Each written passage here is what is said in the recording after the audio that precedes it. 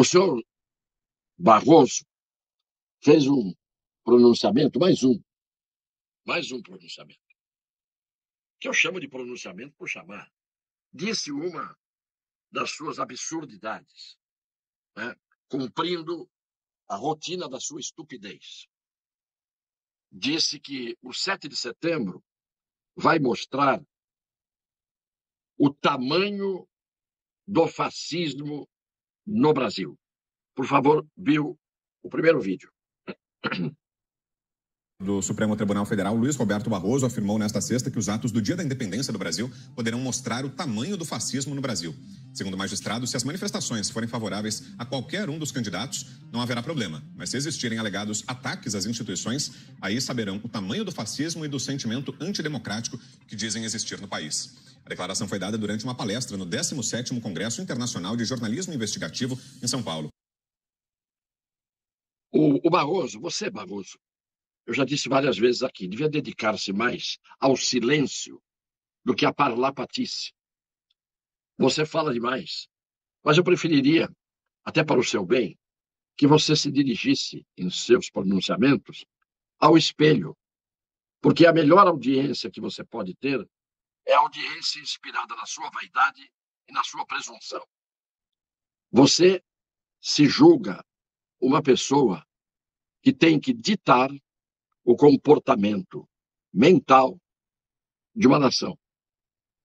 Isto é a prova do que seja prepotência intelectual e o que seja presunção.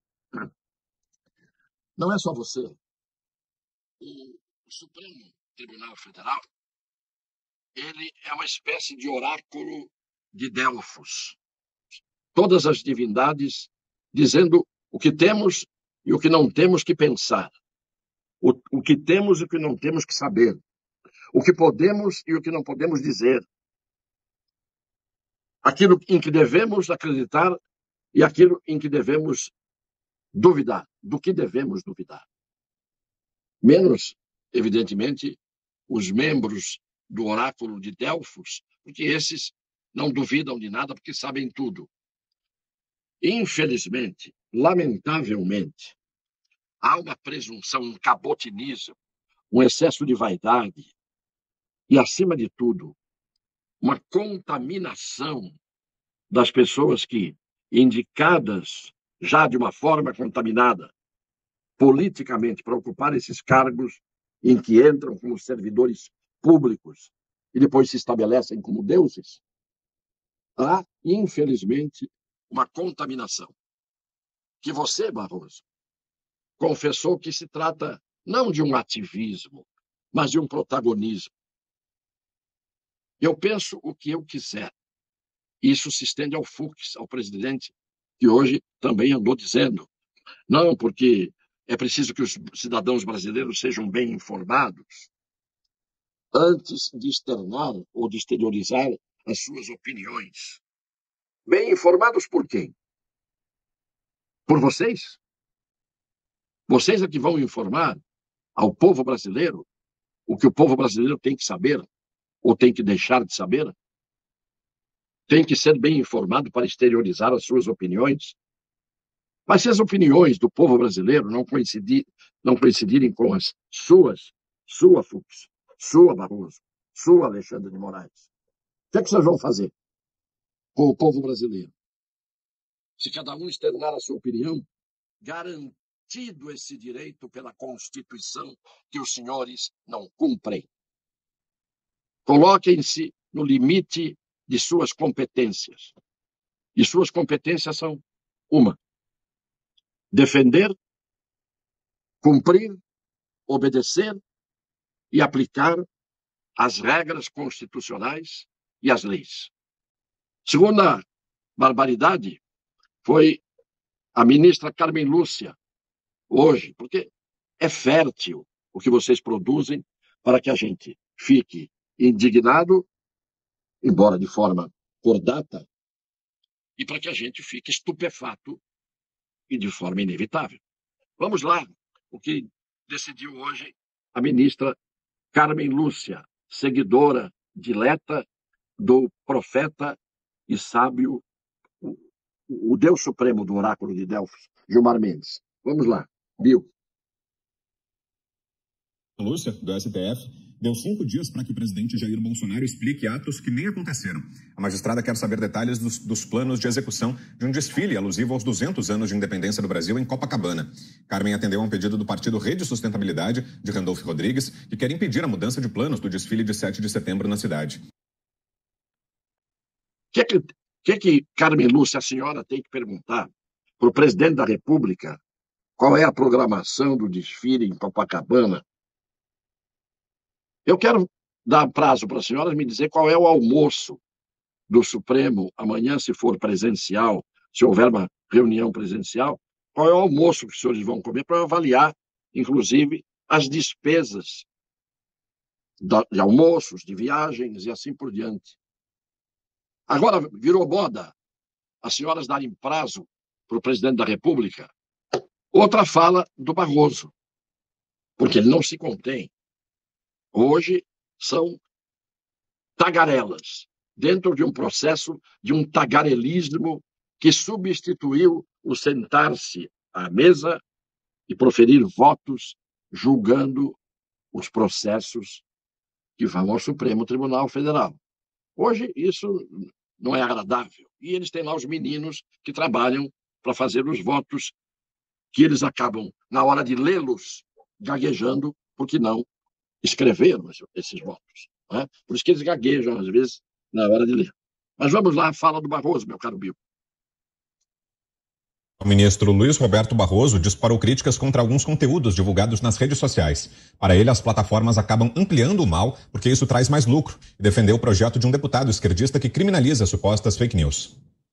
Há uma contradição aí entre o bem e o mal, porque é o mal que traz o maior lucro e, portanto, é preciso dar, por outro lado, os incentivos para que as plataformas não tenham essa tentação, como muitos whistleblowers já denunciaram, de amplificar o que seja ruim.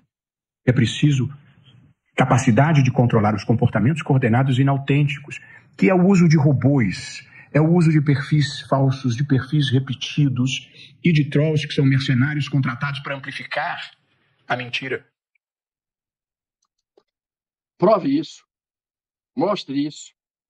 Barroso. É fácil chegar e dizer mercenários contratados, robôs que fazem disparos. Se isto é do conhecimento de vocês, por que vocês não tomam providências para atacar na fonte? Por que os robôs que foram disparados e são disparados aqui durante as minhas lives, eu já me queixei várias vezes para o Facebook, esses são livres, são liberados. Então, dependendo do alvo do robô e dependendo da posição político-partidária e ideológica do robô, pode disparar ou pode não disparar. Isto é censura. Temos que controlar as redes sociais. E aí você diz uma coisa que é uma sandice, é óbvio. Uma contradição entre o bem e o mal. Alguma vez houve uma parceria entre o bem e o mal? Acabei de ouvir agora, já me doeu ouvir. Uma contradição entre o bem e o mal. Que coisa interessante. Agora, como o bem é o lado em que você está, Barroso, porque você disse isso nos Estados Unidos. Nós somos o bem. Eles são o mal. Eles são os nossos inimigos. Não foi? Então, o bem falado em causa própria torna-se muitas vezes um grande mal. Em todo caso, eu vejo a contradição de outra maneira. A contradição dos que se dizem do bem e praticam o mal. Esta é a contradição principal. Mais uma. Notícia sobre a atitude do Moraes. Alexandre de Moraes, do Supremo Tribunal Federal, negou o pedido da Procuradoria-Geral da República para arquivar uma investigação contra o presidente Jair Bolsonaro por suposto vazamento de dados sigilosos da Polícia Federal. Na decisão, Moraes alega que os pedidos da vice-procuradora, Lindora Araújo, não deveriam ser conhecidos por impertinentes e intempestivos, ou seja, considera não ser constitucional impedir o andamento das investigações. O caso envolve a divulgação de dados de uma operação da Polícia Federal que investigava um ataque hacker ao Tribunal Superior Eleitoral. O parecer contrário ao inquérito havia sido enviado pela PGR na segunda-feira. Além de se manifestar pelo arquivamento do inquérito, Lindora acusou Moraes de violar o sistema processual acusatório na medida que decretou diligências investigativas e compartilhou provas de ofício, sem prévio requerimento do titular da ação penal e até mesmo da autoridade policial. A procuradora Lindora, corajosa, competente, e que sabe o que é o direito e conhece leis e conhece a Constituição, deu umas chineladas no Alexandre de Moraes.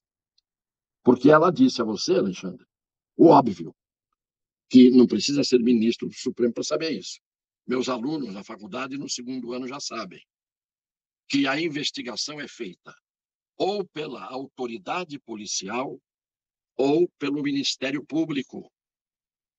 Pela autoridade a pedido do Ministério Público. Mas o Ministério Público também pode.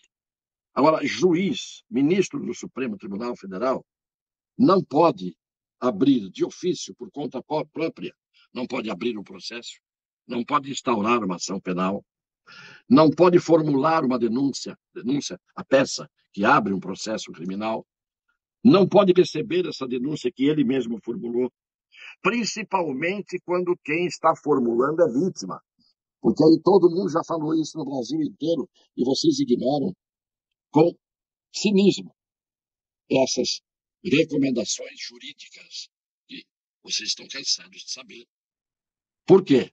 Porque a vítima abre o processo, faz a investigação, determina a prisão, determina diligências e depois julga.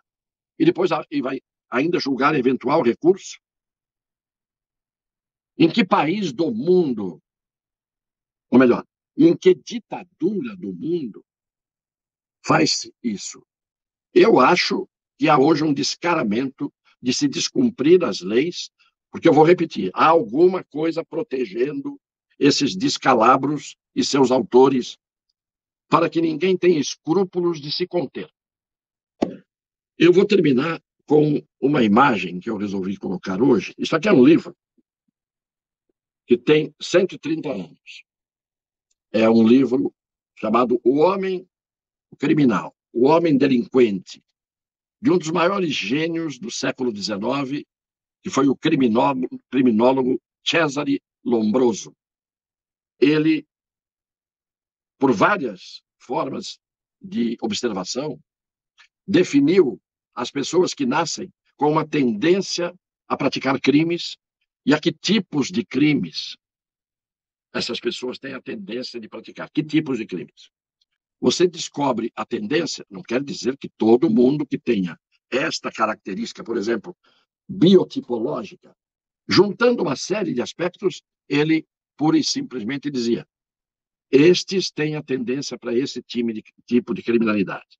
Não quer dizer que todos exerçam essa tendência. Pois bem, então, eu, não por brincadeira, mas para fazer a coisa um pouco mais descontraída, dou um exemplo de um outro gênio que foi do nosso século XX, o Walt Disney, com as figuras que ele fez. Eu peço ao Bill que, enquanto eu esteja falando, ponha as figuras, algumas figuras do Walt Disney que nós conhecemos.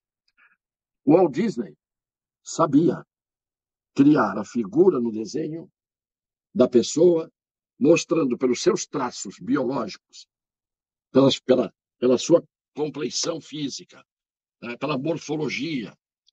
Ele mostrava e a gente olhava e já sabia se a pessoa era boa, era má, era isso ou era aquilo. E o Pateta? Pateta tem cara de quê? De pateta. Isto é, a cara que muitos de nós têm, porque muitos de nós somos patetas. E eu estou dizendo isso em causa própria também. Porque quando a gente tem boa fé, boas intenções, a gente tem um mínimo de normalidade em relação aos valores humanos, às virtudes, embora sejamos todos pecadores, a gente, no fundo, nesse rol que eu mostrei aí, a gente tem muito mais cara de pateta se estiver enquadrado nesse tipo de comportamento justo, honesto, sendo falível apesar de tudo. Então, a genialidade do Walt Disney reproduziu o que Cesare Lombroso fez. E isto é para quê? Para que todo mundo observe as caras. Posso dizer rostos, posso dizer corpos, posso dizer faces, posso dizer fisionomias, posso dizer gestual. De tantas pessoas que a gente cita aqui, olhem sempre com olhos de Lombroso e com olhos de Walt Disney. Para essas pessoas que estão toda hora à nossa frente, ocupando cargos, posições, decidindo as nossas vidas, dominando as nossas mentes. Esses grandes irmãos que nós não pedimos e que nós rejeitamos, mas quase que em vão. Fiquem com as figuras do Walt Disney. Para cada um que aparece na televisão, prestem bem atenção, que num determinado momento a verdadeira cara de cada um aparece.